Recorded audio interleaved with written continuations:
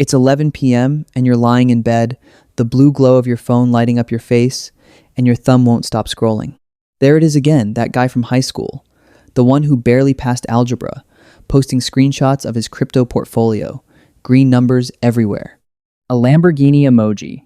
Still early, he writes, and something in your chest tightens because you're working a real job, saving real money, and somehow you feel like the idiot. Like everyone figured out the cheat code except you. My name is Nico, and today we're going to talk about the crypto trap, not the part where someone loses everything in a meme coin. You already know that story. I'm talking about the quieter trap, the psychological one that keeps regular, middle-class people running in circles, broke and exhausted, chasing the one trade that finally fixes their life. By the end of this, I'm going to show you the real math on what that chase actually costs, and I promise it's going to change how you look at your phone at 1 p.m. If this kind of honest money talk is your thing, do me a favor and hit subscribe. It genuinely helps. Let's get into it. Here's the setup most people never see clearly. A Bankrate survey found that more than half of American crypto owners say their investments have not lived up to expectations, and a huge chunk regret buying in when they did. The Federal Reserve has reported that the people most likely to hold crypto as an investment not just to spend, but to bet on skew toward middle and lower income brackets. Read that again. It's not the wealthy gambling their grocery money on tokens. It's the person making 50, 60, 70 grand a year, the one who feels behind, reaching for the thing that promises to close the gap overnight. And that's the crazy part. The people who can least afford to lose are the ones swinging hardest. Let me tell you about Marcus. Marcus is 31, drives for a logistics company, brings home about $4,000 a month after taxes. In 2021, he watched a coworker turn a few $1,000s into what looked like a down payment on a house, and Marcus thought, that should have been me. So he started. First, it was $100 here and there. Then it was his entire tax refund. Then he opened a credit card just to catch the next dip. Over 4 years, Marcus has put roughly $18,000 into various coins. Today, his account is worth about $9,000. He's down 50%, but here's what he tells himself. It's not a loss until I sell. So he holds, he checks the price maybe 40 times a day, and he keeps adding, because surrendering now would mean admitting the whole thing was a mistake. Now here's where it gets really interesting, because Marcus's actual loss isn't the $9,000. The dollars are only half the story. The other half is everything that $18,000 could have quietly become. And let me show you the math, because the math is brutal. Imagine Marcus had taken that same money, roughly $375 a month over 4 years, and just dropped it into a boring, broad index fund. Nothing clever.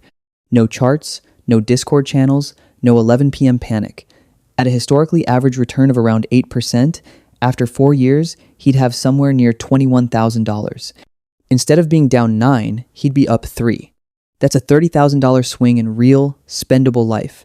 And Marcus is one guy with a modest income who just wanted to feel like he wasn't falling behind. But here's the part that will blow your mind, and this is where the trap gets its teeth. The damage isn't just 4 years, it's the habit. Because the crypto chase rewires how you relate to money entirely. You stop thinking like an investor and start thinking like a gambler, and those are not the same brain. An investor asks, how do I let time do the work? A gambler asks, how do I make it happen now? And the entire industry, the exchanges, the influencers, the apps designed to feel like slot machines with their confetti animations and price alerts is engineered to keep you in gambler mode. They make money on your activity, not your patience. Every trade is a fee. Every notification is a hook. They have spent millions studying exactly how to keep your thumb moving, and your boredom is their enemy. Because a calm investor is a customer who doesn't generate revenue. And this is where the identity damage runs deepest. Marcus doesn't see himself as someone who is bad with money. He sees himself as someone who is early, someone who gets it, someone playing a smarter game than the suckers with their 401 KS. That story feels good. It protects his ego while it drains his bank account. And social media pours gasoline on it because you never ever see the losses. You don't see the guy who liquidated his savings for a coin that went to zero. You only see the Lamborghini emoji. So you're comparing your honest, ordinary financial life against a highlight reel that is mostly fiction. And you walk away feeling like the only responsible thing you ever did was the dumb one. Now, I want to be fair because I'm not here to tell you crypto is evil or that you're a fool for owning any. Some of you are thinking, but Nico, people really did get rich. True, some did, And some people win the lottery. That doesn't make a lottery ticket a retirement plan. Others are thinking it's just a small position, I can afford it. And honestly, if it's genuinely money you can lose without it touching your rent, your debt, or your future, a small speculative slice isn't the end of the world. The trap was never owning a little.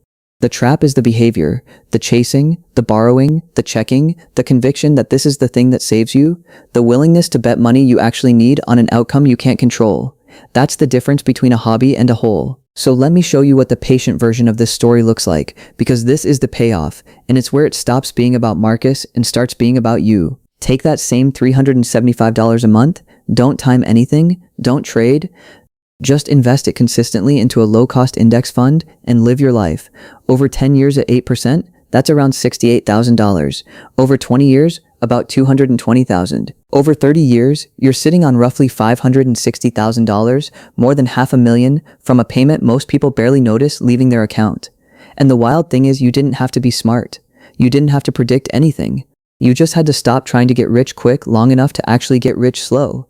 That's the real wealth gap nobody talks about.